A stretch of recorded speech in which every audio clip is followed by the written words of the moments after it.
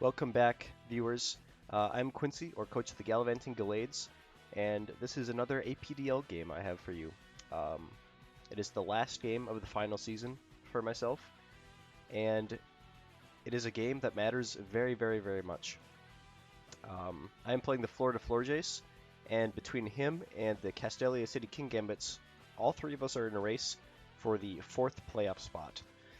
So, the loser of this game goes home. So it is an absolute must-win, and the Florida Florges are they're out to win it. They're a new player this season, and they have improved drastically over the season. So it's a little scary that we're catching him at his peak, so to say. His team is very, very scary, and we'll go into that in the replay viewer or the team builder. But it is a must-win, like I said. So this week, team prep, the idea was to win big. If we get a 6-0, we can secure the last playoff spot. If we win, then it's just a differential race between us and the Castelia City King Gambits. And if we lose, like I said, we go home. So with all that in mind, let's hop into the team builder to look at what we got. First up, we got our Meowscarada, as always, and we're running a Choice Scarf set. I really wanted speed control this week with Meowscarada, which she's already great at, but Choice Scarf means it puts her ahead of some things like Darmanitan and possibly a Choice Scarf Inteleon, which I was a little worried about. Sucker Punch is there for priority. We have Flower Trick, Thunder Punch for Staraptor coverage, and a few other things. And then U-turn to get out if we're up against a Darmanitan or something. We have pretty much max attack, enough special defense to, I believe, live an Ice Beam from a Scarfed Inteleon, which we're faster than anyway, so it doesn't really matter. But we also have 232 speed, and we are Jolly Nature. So this thing is faster than everything, always, no matter what, unless we get paralyzed or we lose our Scarf, but it's also still hitting pretty hard. Next up, we have our Special Wall and Special Offense for the week in Primarina. We're doing an Expert Belt with Torrent. We have Energy Ball, Scald, Ice Beam, and Substitute. A bunch of moves that hit a variety of his team very, very hard. We have 104 HP, max special attack, 104 special defense, and a little bit of speed to outspeed a uninvested Vaporeon so we can get in front of it and do some good damage with Energy Ball before it has a chance to hit us. Yeah, that's Primarina. Next up, we got Conkeldurr, Flame Orb Guts again. We're in a Mach Punch, Drain Punch, Facade, and Knockoff with 160 HP, max attack, and a little bit of defense with an Adamant Nature. So this is my Revenge Killer for the week, as well as some Mach Punch priority. Good if he has like Bisharp with like Sucker Punch or something. Mach Punch is absolutely destroying him, even with Eviolite. So Conkeldurr also takes some hits from his team fairly well.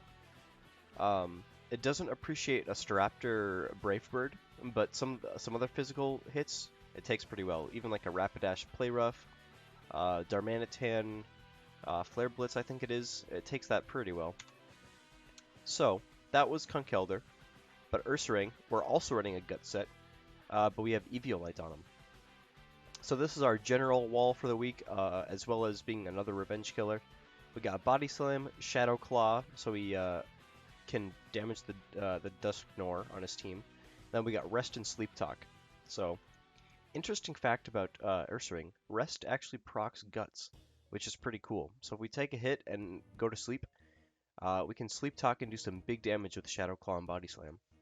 But we have 112 HP, 144 attack, and max defense with an Adamant Nature. So this guy's doing crazy damage as well. And then next, we got Coalossal, our physical wall for the week. He's got Rapid Spin, Rock Blast, Stealth Rock, and Earthquake. Max HP, a little bit of attack, and almost max defense with an Impish Nature. So, like I said, this guy's job is just to be a big physical wall, as well as be really safe to switch into anything Staraptor can throw at us. Staraptor's close combat, which is super effective against Coalossal, is doing like 50% max if he's choice banded. So this guy is an absolute unit. Or we also have loaded dice, which is kind of a funny item. It helps us revenge kill the Staraptor really easily with Rock Blast. And then Flame Body is really good for a number of his physical threats that he might run. Burning them would be huge, so like Bisharp, Rapidash, Staraptor, even Dusknoir to an extent. Nidoqueen can be special or physical, so getting a burn on that wouldn't be bad either. But that was the idea with him. And next, or last but not least, I should say, is our Terramon for the week, Sigilyph. Terra Water for general good defensive typing. And this is our Mon that we need to, we want him to set up and win big. We are a stored power and cosmic power set. So with cosmic power, we can raise our defenses and our offense at the same time, since we have stored power. Then we have Air Slash for some coverage. He has some dark type Mons on his team, so I don't want to be in a position where I am doing 0 damage. And then we have Roost for some recovery. We also have Leftovers, Tinted Lens if he tries to resist anything. A little bit of HP, max special attack, and 188 speed.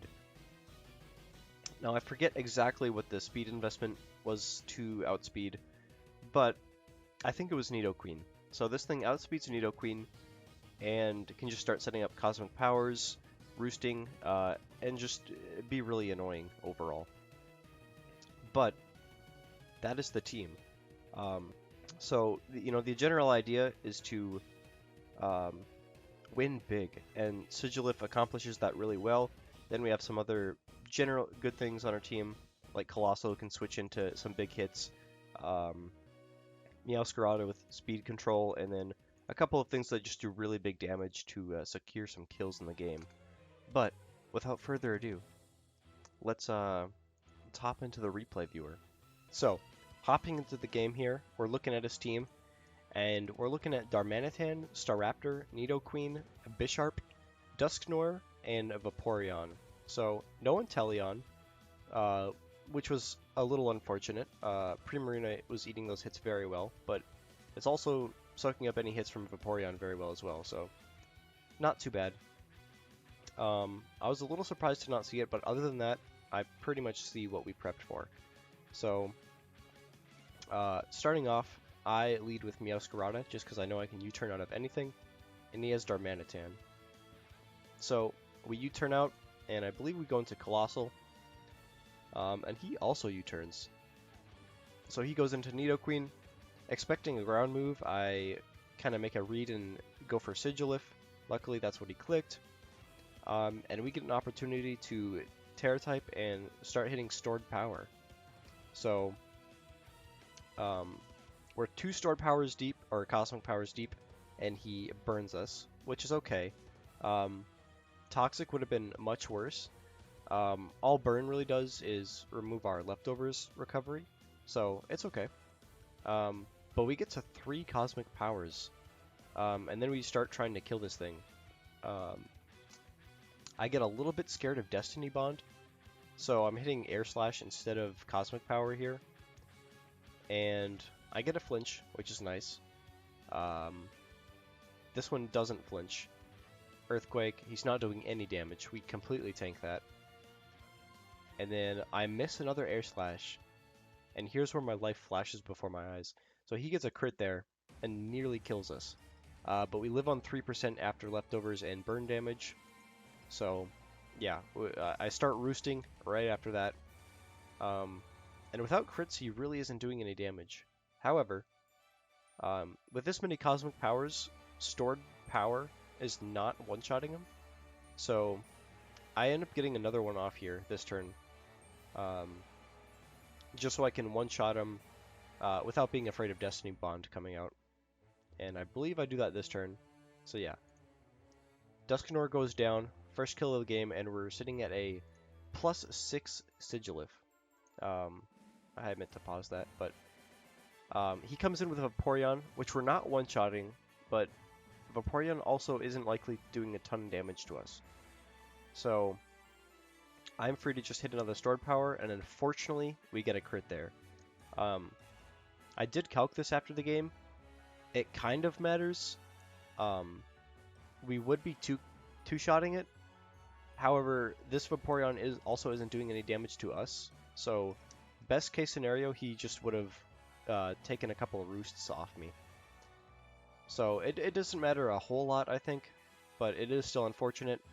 Vaporeon goes down to a crit, and then Staraptor comes in.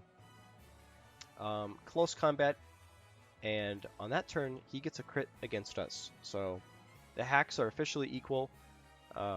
It's a shame that they were there at all, but you know, it's good that we both got a crit in that mattered. So Sigilyph goes down. So unfortunately, we don't get the 6-0 sweep with him. However, we did get 2 Mons out of Sigilyph, and we're playing at an advantage now. So I get to come in with Coalossal, and he was actually White Herb, so he gets to do another close combat while keeping his defenses. However, they go down after the second one, and then we are able to Rock Blast him. I believe in just 3 hits. No, it still took 4. So Loaded Dice comes in clutch. We take Staraptor out. Nidoqueen comes in. Expecting another ground move, I go into Ursaring just because he tanks it pretty well. He actually clicked Flamethrower, which is a little better for Ursaring. But he Earth Powers on the second turn, which we're not really appreciating. I go for a Body Slam to maybe get a Paralyze, but we just go down on the second turn. Meowscarada comes in, and I just start clicking Flower Trick.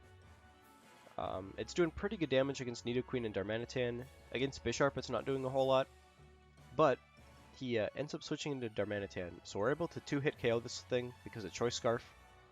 I did learn after the game that the Darmanitan was also Choice Scarf, so it is lucky we had that set up. And then after we get rid of Darmanitan, the Bisharp comes in. So at this point, I can switch out to try to save Meowscarada, or I can just let Meowscarada go down and try to revenge kill this thing, which is what I end up doing. So yeah, Flower Trick is not doing anything against Bisharp. I believe it's like a 4 times or 2 times resist, but Meowscarada goes down and we are able to mostly revenge kill. I thought Mach Punch would kill there, however, because we weren't burned yet, it did not. So he switches into Nidoqueen, and then Mach Punch almost does enough damage. I wasn't super confident that it would 2-hit KO. I was pretty sure it would be a damage roll, so I opt to switch out here into Coalossal, since he's really not doing a ton. So I just take the free switch in there. I know Primarina can survive at least 1 super effective hit, so we take a Sludge Wave and kill with Scald, and then Bisharp will come out. Poison Jabs, Primarina, and then Conkeldurr is just able to come in and Mach Punch his way to victory. So we did win. A win is a win, so very happy there. Weston, or the Florida Florges, played very well. He brought it back in a big way at the end. With a 2-kill lead, he brought it all the way back to a 1-0. So, yeah, he played amazingly. However, unfortunately, or I guess fortunately for us, we were able to squeak out a 1-0 victory and possibly make our way into playoffs. So, at this point, it's all up to the game between the Twin City Talonflames and the Castelia City King Gambits. So we'll just have to see where things end up. However, that was the game this week. Like I said, it was a lot of fun. He played very well, and you know, it wasn't the big win that we wanted, but a win is a win, or you know, nevertheless. So looking forward, I'm obviously hoping we get into playoffs, but this may be the last video of the season. So, um, you know, if you want to stay up to date, you might just have to watch some of the other content creators. But if you're watching these videos, you're probably in the league, so you'll probably know what's going on anyway. But outside of that, yeah, I won't be able to do any more videos because I'm moving, so that's always fun. I will be playing games, of course, if I get into playoffs. I just won't be able to do any videos, so if this is the last video, thank you guys for tuning in. If it's not, then I'll see you in the next playoff video. But thanks for tuning in, and yeah.